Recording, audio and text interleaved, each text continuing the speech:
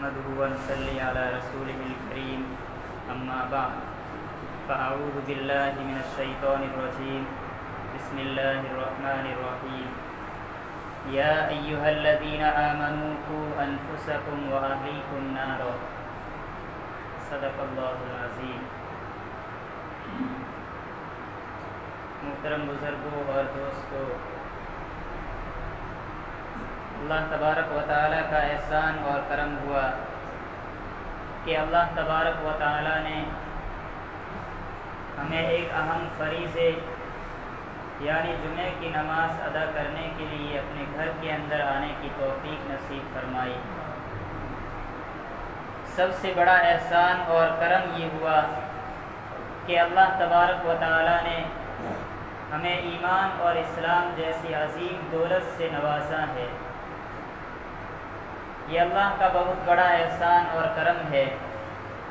اللہ اگر چاہتا ہم سے یہ دولت چھین لیتا، اللہ اگر چاہتا ہم کو کسی کافر کے گھر میں پیدا کر دیتا، اللہ اگر چاہتا تو ہم کو کسی مشرک کے گھر میں پیدا کر دیتا، لیکن اللہ تبارک و تعالیٰ کا یہ احسان اور کرم ہے کہ اللہ تبارک و تعالیٰ نے ہمیں کسی کافر اور مشرک کے گھر میں پیدا نہیں فرمایا، بلکہ اپنے پیارے حبیب صلی اللہ علیہ وسلم کے ماننے والے لوگوں کے گھروں میں پیدا فرمایا۔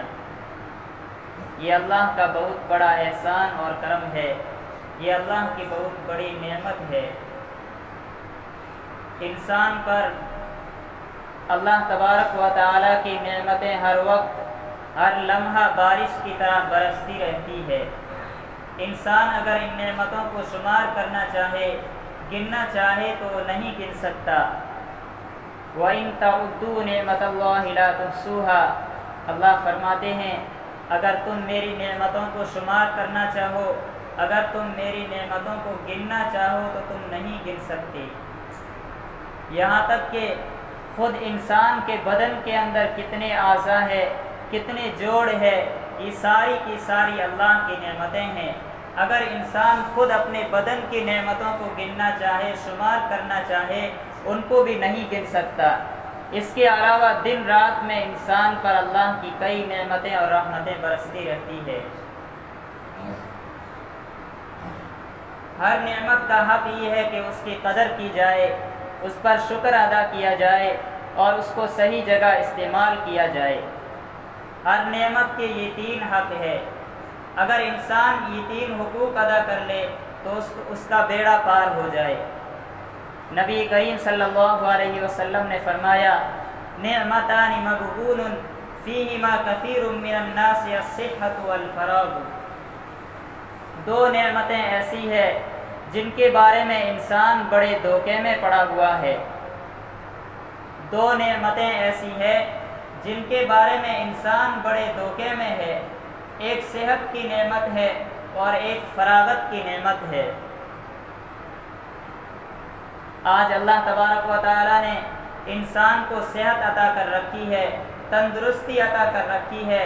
صحت کے زمانے میں تندرستی کی حالت میں انسان ہر کام کر سکتا ہے، لیکن انسان یہ سمجھتا ہے یہ صحت اور یہ تندرستی جو آج میرے پاس ہے یہ آج بھی رہے گی، کل بھی رہے گی اور پرسوں بھی رہے گی۔ اس دھوکے کے اندر پڑا رہتا ہے، یہاں تک کہ صحت کے دن گزرتے چلے جاتے ہیں، پھر کمزوری آ جاتی ہے، اعضاء کمزور ہو جاتے ہیں، پھر انسان کوئی کام نیک کام کرنا چاہے تب بھی نہیں کر سکتا ہے۔ اسی طرح فراغت کی نعمت ہے۔ ابھی انسان فارغ ہے، انسان کے پاس خالی وقت ہے، فارغ وقت ہے، اپنے کام کاج کے علاوہ فارغ اوقات کے اندر اللہ تبارک و تعالیٰ کی عبادت کر سکتا ہے، نیک اعمال کر سکتا ہے، لیکن انسان اس دھوکے میں پڑا ہوا ہے کہ یہ فارغ وقت میرے پاس ہے، یہ کل بھی رہے گا، پرسوں بھی رہے گا، جلدی کیا ہے، میں نیک کام کل کر لوں گا، پرسوں کر لوں گا۔ اس طرح وہ دھوکے میں پڑا رہتا ہے اور نیک کاموں کو ٹالتا رہتا ہے۔ اسی لیے نبی کریم صلی اللہ علیہ وسلم نے ارشاد فرمایا کہ اللہ کے بندو، تم صحت اور فراغت کی نعمت کی قدر کر لو۔ اگر تم ان دو نعمتوں کی قدر کر لو گے تو تم دھوکے سے بچ جاؤ گے، تم شیطان کے حربے سے بچ جاؤ گے، شیطان کی چالوں سے بچ جاؤ گے۔ دوستو اور بزرگوں، ایک صاحب ایمان ہوتا ہے، شیطان براہ راست اس کو یہ نہیں کہتا کہ تو بے ایمان ہو جا، تو نماز چھوڑ دے، روزہ چھوڑ دے، نیک اعمال مت کر، کیونکہ اس کو معلوم ہے کہ یہ صاحب ایمان ہے۔ اگر اس سے یہ کہا جائے گا کہ تو بے ایمان ہو جا، نماز چھوڑ دے، تو ہرگز بے ایمان نہیں ہوگا، ہرگز وہ نماز نہیں چھوڑے گا۔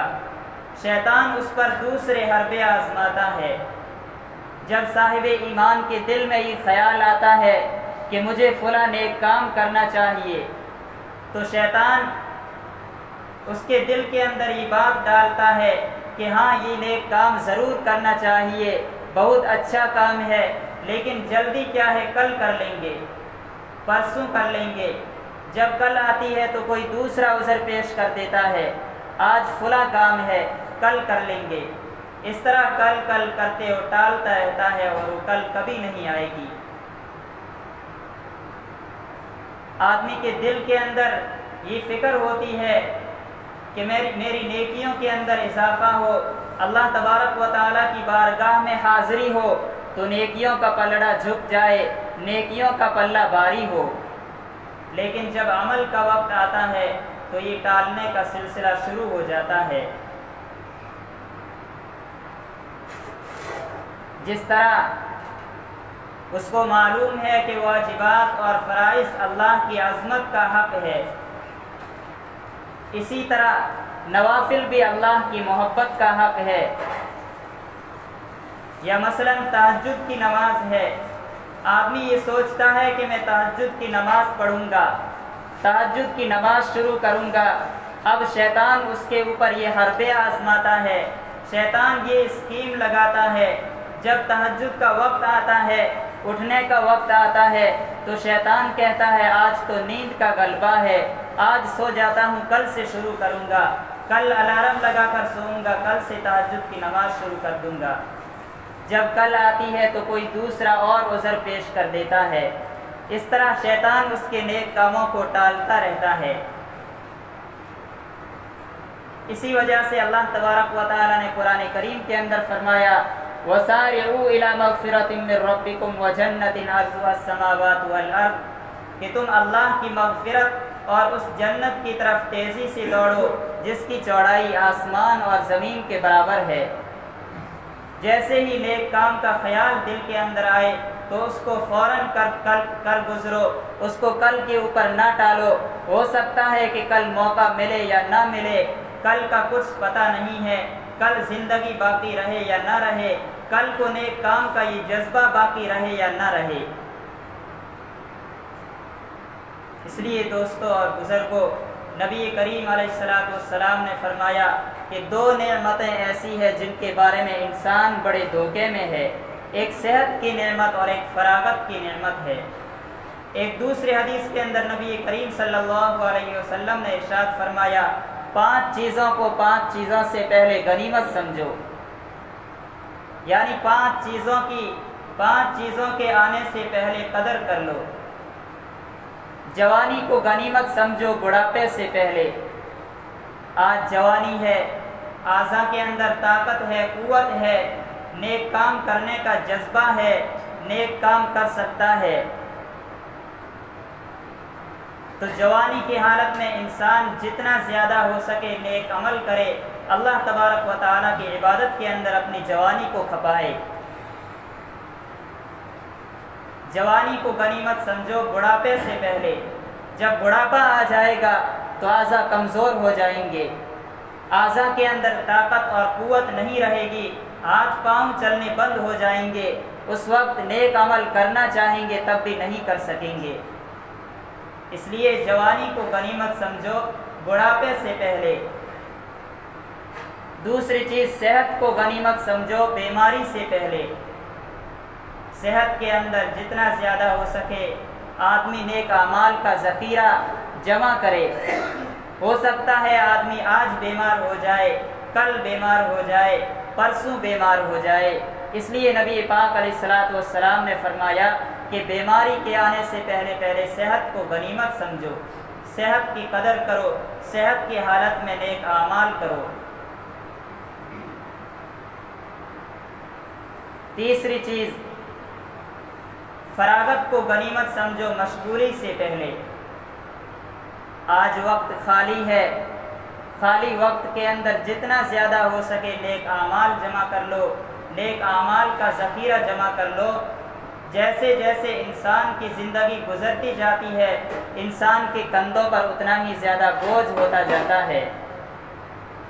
اسی لیے فرمایا کہ فراغت کو غنیمت سمجھو مشغولی سے پہلے۔ پانچویں چیز، زندگی کو غنیمت سمجھو موت سے پہلے۔ اللہ تبارک و تعالیٰ نے جو زندگی عطا کر رکھی ہے، اس زندگی کی خوب قدر کریں، اس زندگی کو اللہ تبارک و تعالیٰ کے حکموں کے مطابق گزاریں، نبی کریم صلی اللہ علیہ وسلم کے بتائے ہوئے طریقوں کے مطابق گزاریں۔ زندگی کو غنیمت سمجھو موت سے پہلے۔ اگرچہ انسان زندگی کے اندر بیمار ہو جاتا ہے، بوڑھا ہو جاتا ہے، چل پھر نہیں سکتا، کوئی عبادات انجام نہیں دے سکتا، لیکن پھر بھی اگر زندگی حاصل ہے تو زبان سے اللہ تبارک و تعالیٰ کو یاد تو کر سکتا ہے، اللہ تبارک و تعالیٰ کی حمد و ثنا تو بیان کر سکتا ہے، اللہ تبارک و تعالیٰ کی بارگاہ میں اپنے گناہوں سے توبہ کر سکتا ہے، اپنے گناہوں کو بخشوا سکتا ہے۔ اسی واسطے نبی کریم صلی اللہ علیہ وسلم نے ارشاد فرمایا کہ زندگی کو غنیمت سمجھو موت سے پہلے۔ بزرگوں اور دوستو، اللہ تبارک و تعالیٰ نے یہ جو زندگی کی بے بدل نعمت عطا کر رکھی ہے،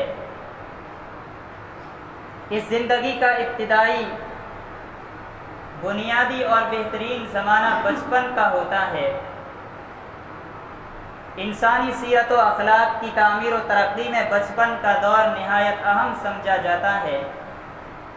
عموماً بچپن کا اچھا برا اثر آخری عمر تک رہتا ہے۔ جس طرح اخروی زندگی کا بننا اور بگڑنا دنیاوی زندگی کے بننے اور بگڑنے پر موقوف ہے، اسی طرح دنیاوی زندگی کا بننا اور بگڑنا بڑی حد تک بچپن کے دور پر موقوف ہے۔ جس کا بچپنا سنور گیا اس کی پوری زندگی نورانی، بھلائی اور کامیابی کے ساتھ گزرتی ہے، اور جس کا بچپنا بگڑ گیا اس کی پوری زندگی ناکامی، برائی اور ناکامی کے ساتھ گزرتی ہے۔ اس لیے دوستوں اور بزرگوں، ہمیں اپنے بچوں کی تربیت کی طرف، اصلاح کی طرف توجہ دینی ہے، ان کی تعلیم کی طرف توجہ دینی ہے۔ ان سے غفلت کرنا، سستی کرنا ہلاکت کا ذریعہ ہے۔ ایک ماہر اطفال بزرگ سے کسی نے پوچھا کہ بچے کی تربیت کس عمر میں کرنی چاہیے؟ ان بزرگ نے فرمایا کہ تمہارے بچے کی پیدائش میں ابھی کتنا وقت باقی ہے؟ اس نے کہا کہ وہ تو 6 سال کا ہو چکا ہے۔ بزرگ نے فرمایا، افسوس کہ تم نے اپنے بچے کی تربیت کے 6 سال ضائع کر دیے، جاؤ اور فوراً اس کی تربیت شروع کرو، کیونکہ بچہ ایک نرم و نازک نوخیز پودے کے مانند ہوتا ہے، اس کو جس طرح چاہے موڑا جا سکتا ہے۔ ایک پودا جب تک پودا ہوتا ہے اس کی ڈالیوں کو موڑنا آسان ہوتا ہے، لیکن جب وہ درخت بن جاتا ہے تو پھر اس کی ڈالیوں کو موڑنا دشوار اور مشکل ہو جاتا ہے۔ یہی حال بچپن کا ہے، بچے کو نیک اور بد جس ماحول میں ڈالا جائے وہ ڈھل جاتا ہے۔ اس لیے والدین اور سرپرست حضرات کو چاہیے کہ بچوں کی دینی، اصلاحی اور اخلاقی اعتبار سے تربیت کریں، انہیں نیک، صالح اور پاک ماحول عطا کریں، برائی والے ماحول، بے حیائی والے ماحول سے ان کو بچائیں۔ اگر والدین نے بچوں کی صحیح تربیت کی ہے تو مستقبل کے اندر بڑے بنیں گے، یہ نرم و نازک پودے شجرۂ طیبہ بنیں گے، ساری انسانیت ان کے سایہ تلے راحت پائے گی، ان کے اعمال صالحہ اور اخلاق حسنہ سے مستفیض ہوں گی۔ اور اگر بچوں کی صحیح تعلیم و تربیت کی طرف توجہ نہ دی، بے حیائی اور برائی والے ماحول قابل لاحول سے ان کو نہ بچایا، تو پھر یہ بچے برے بنیں گے، پھر ان کا مستقبل نہایت تاریک ہوگا۔ ایسے بچے معاشرے کے لیے نقصان دہ ثابت ہوں گے، اور اس کی ذمہ داری بڑی حد تک والدین اور سرپرستوں پر ہی ہوں گی، کیونکہ یہ والدین ہی کا اثر ہے، انہی کی تربیت کا نتیجہ ہے جو بچوں نے قبول کیا ہے۔ ایک مقولہ ہے، الولد حیات ثانیۃ للوالد، بیٹا باپ کی دوسری زندگی ہوتا ہے، یعنی باپ جیسی تربیت کرے گا بیٹا اسی کے مطابق زندگی گزارے گا۔ تو دوستو اور بزرگوں، ہمیں اپنے بچوں کی صحیح تربیت کرنی ہے، ان کی تعلیم و تربیت کی طرف توجہ دینی ہے، دینی تعلیم سے آراستہ اور پیراستہ۔ Thanks for watching. Don't forget to like, comment, share and subscribe to Al Wahid channel.